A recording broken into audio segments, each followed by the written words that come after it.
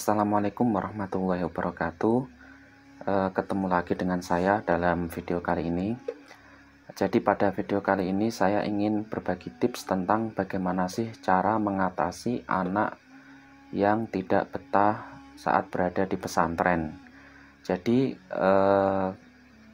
anak yang tidak betah di pesantren itu bisa dibilang wajar ya, karena dia itu berada di wilayah yang berbeda, berada di tempat yang berbeda, berada di lingkungan yang berbeda. Jadi butuh waktu untuk bisa menyesuaikan diri dengan lingkungan baru tersebut. Dan pada masa penyesuaian diri tersebut ada anak yang gampang berhasil, jadi mudah ketika datang itu langsung bisa berbaur dengan teman-temannya, bisa mengikuti kegiatan pesantren dengan lancar. Tetapi tidak semua anak bisa seperti itu. Ada yang merasa tidak kerasan dalam waktu yang cukup lama, bisa beberapa bulan, bahkan sampai ada yang tidak kerasan sama sekali, sehingga terpaksa orang tuanya itu membawanya pulang dari pesantren. Jadi untuk bisa mengatasi ketidakkerasan itu sangatlah sulit ya.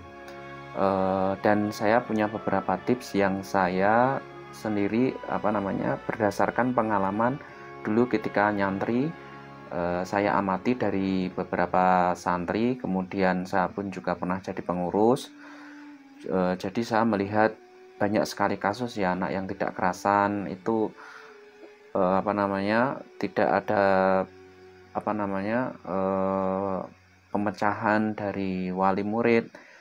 Dari wali murid sendiri itu mengambil tindakan yang kurang tepat menurut saya, sehingga terburu-buru dan membawa santri itu pulang, sehingga otomatis tujuannya untuk belajar di pesantren pun tidak berhasil.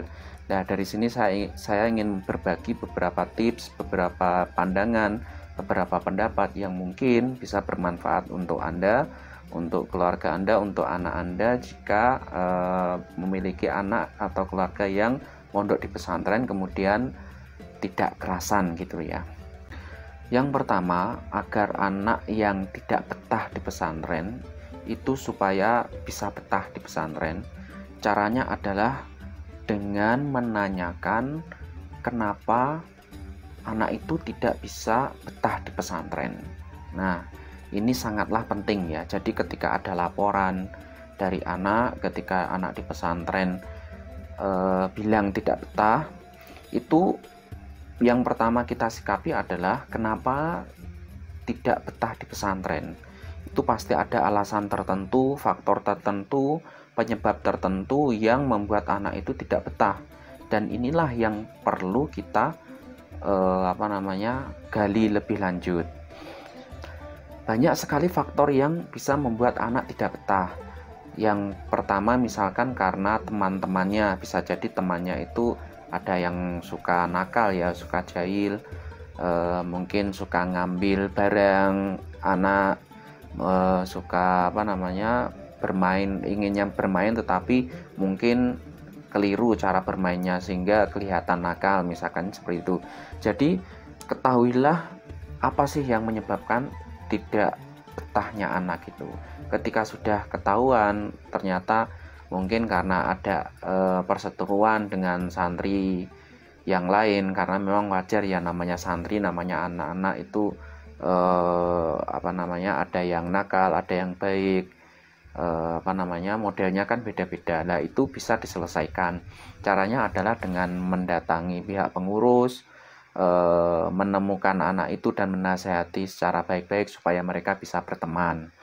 Atau ada juga yang misalkan tidak kerasan itu gara-gara makanannya atau kondisi di pesantren itu kadang tidak membuat betah karena banyak nyamuk, misalkan karena lingkungannya itu kurang bersih. Ya, itu bisa disiasati dengan berbicara secara baik dengan pengurus atau memberikan solusi bagaimana cara mengatasi hal-hal yang membuat tidak betah itu. Yang kedua adalah ketika Anda sudah mencari hal yang tidak hal yang membuat resah anak sehingga anak tidak betah di pesantren, maka hal selanjutnya adalah sering menasihati anak itu agar memiliki tekad yang kuat, niat yang bagus, supaya bisa melanjutkan pendidikan di pesantren. Karena memang pendidikan di pesantren itu sangatlah berat ya, tidak mudah. Karena selain jauh dari orang tua, juga harus hidup mandiri, harus kuat menghadapi hal-hal tantangan selama berada di pesantren. Tetapi ketika anak itu sudah berhasil mengikuti setiap tantangan dan rintangan yang ada di dalam pesantren, maka outputnya atau ketika dia berhasil lulus dari pesantren tersebut, saya yakin anak itu akan menjadi anak yang lebih baik daripada anak-anak yang tidak berada di pesantren. Karena saya sendiri, teman-teman saya sendiri itu sudah membuktikan ketika anak sudah berhasil di pesantren, maka ketika dia berkarir di tempat yang jauh, misalkan saya sekarang berada di luar negeri, itu penyesuaiannya sangatlah mudah karena sejak kecil sudah diajari untuk mandiri. Dan motivasi semacam ini perlu dan patut sekali kita tanamkan kepada anak supaya anak memiliki cita-cita yang tinggi, sehingga bisa betah di pesantren dan mengikuti segala kegiatan yang ada di pesantren. Yang ketiga, anak itu tidak betah itu mungkin bisa jadi karena kegiatan di pesantren itu malah kurang diminati oleh anak. Itu mungkin sekali. Dulu saya pernah merasakan hal seperti itu. Misalkan di pesantren itu kegiatannya terlalu nyantai, atau mungkin banyak sekali anak yang nakal di sana. Karena memang pesantren itu kadang itu wali murid itu salah ya. Salah itu seperti ini. Ketika sudah nakal baru dipesantrenkan, baru ditempatkan di pesantren, berharap supaya anak-anak itu bisa menjadi lebih baik. Ini kesalahan waris santri ya sebenarnya. Jadi santri yang baik itu nanti ketemunya santri yang nakal, yang sudah nakal, yang mana membuat anak itu tidak betah. Dulu saya pernah mengalami hal itu dan tapi saya berusaha untuk tetap bersabar dan akhirnya pun bisa lulus dari pesantren. Jadi kita bisa mendengarkan dahulu keluh kesah anak itu, mengapa tidak betah. Kalau memang keluh kesahnya itu positif, dan bapak ibu itu punya alternatif untuk pindah di pesantren lain, misalkan dalam satu yayasan misalkan, atau di pesantren lain yang mungkin lebih baik, itu mungkin bisa menjadi opsi yang terakhir sekali kalau memang anak itu tidak bisa beradaptasi di pesantren itu. Jadi hal ini sebenarnya bergantung kepada kembali kepada strategi dari bapak ibu sendiri. Sebelum menempatkan anak di pesantren itu seharusnya survei dulu. Jadi misalkan 1 bulan 2 bulan itu sebelumnya itu datang ke pesantren bersama-sama, atau mungkin percobaan ya ketika bulan Ramadan biasanya ada pesantren kilat. Nah itu silahkan dimasukkan di sana. Ketika betah maka bisa dilanjutkan. Nah seperti itu. Jadi tapi kalau sudah masuk tergantung sudah terkadung masuk itu bagaimana, yaitu kalau memang tidak bisa sama sekali dan sebenarnya anak itu ingin mondok tetapi kondisi di pesantren itu tidak sesuai atau tidak mendukung, maka mungkin pindah pesantren lain itu bisa menjadi pilihan yang tepat. Tapi setelah pemikiran yang lama ya, setelah musyawarah yang lama, jangan sampai ketika pindah di pesantren lain pun ternyata pesantren itu bukan harapan yang diinginkan oleh sang anak. Nah ini kan menjadi problem tersendiri nanti. Kemudian selanjutnya jangan sering mengunjungi sang anak.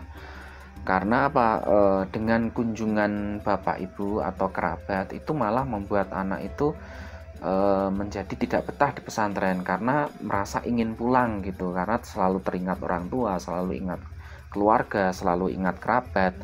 Jadi biasanya itu kalau untuk santri baru itu mungkin sebulan 2 kali bisa dikunjungi, Kalau untuk santri untuk 1 bulan 2 bulan berikutnya itu biasanya itu tidak boleh dikunjungi kecuali 1 bulan sekali. Mengapa? Karena dengan kunjungan bapak ibu itu malah membuat rasa tidak kerasan itu meningkat. Itu saya banyak sekali amati ketika dulu saya masih di pesantren. Banyak santri-santri itu ketika tidak dikunjungi itu mereka sebenarnya sudah merasa kerasan, tetapi ketika sering dikunjungi itu malah mereka itu ngalem istilahnya itu, jadi pengen pulang. Nah di sinilah sebenarnya kesalahan wali murid yang sering mengunjungi anak ketika mereka mengeluh tidak kerasan. Nah, jadi malah seharusnya kita itu sebagai orang tua jangan mengunjungi anak itu, jangan mengikuti kemauan anak. Kunjungilah 1 bulan sekali, karena dengan demikian sang anak pun bisa menjadi lebih konsentrasi untuk belajar di pesantren. Yang terakhir adalah doa orang tua ya, doa orang tua, doa kerabat, doa orang-orang terdekat, juga doa para ulama itu sangatlah penting untuk keberhasilan anak, termasuk supaya anak itu bisa betah di pesantren. Juga kadang anak itu tidak betah gara-gara ada pihak keluarga yang tidak sepakat anak itu berada di pesantren. Misalkan dulu itu saya sering menemui ada anak itu terpaksa boyong gara-gara ada keluarganya, ada budenya, ada mbahnya yang tidak setuju dia berada di pesantren. Jadi ketika anak itu sudah ada di pesantren, itu semua anggota keluarga seharusnya sepakat ya, sudah musyawarah supaya anak itu bisa berada di pesantren sehingga tidak ada anggota keluarga yang mengganggu. Walaupun tujuannya baik, misalkan mengunjungi, tapi sebenarnya itu tidak boleh karena itu mengganggu konsentrasi belajar anak itu sendiri. Mungkin cukup sekian untuk video kali ini, semoga bermanfaat. Untuk bagaimana cara membuat anak betah ketika anak itu belum berada di pesantren, strateginya bagaimana, silahkan lihat di kolom deskripsi di bawah ini. Di sana saya sediakan link tentang bagaimana sih caranya supaya anak itu bisa betah di pesantren. Jadi persiapannya itu apa saja, begitu. Jadi persiapannya itu sangat penting. Jangan baru ditempatkan di pesantren tidak betah baru kita cari solusinya. Bukan seperti itu. Jadi dari awal kita harus punya strategi yang bagus ketika ingin menempatkan anak di pesantren. Ketika ada masalah maka kita bisa dengan mudah mengatasinya. Semoga bermanfaat. Kurang lebihnya mohon maaf. Assalamualaikum warahmatullahi wabarakatuh.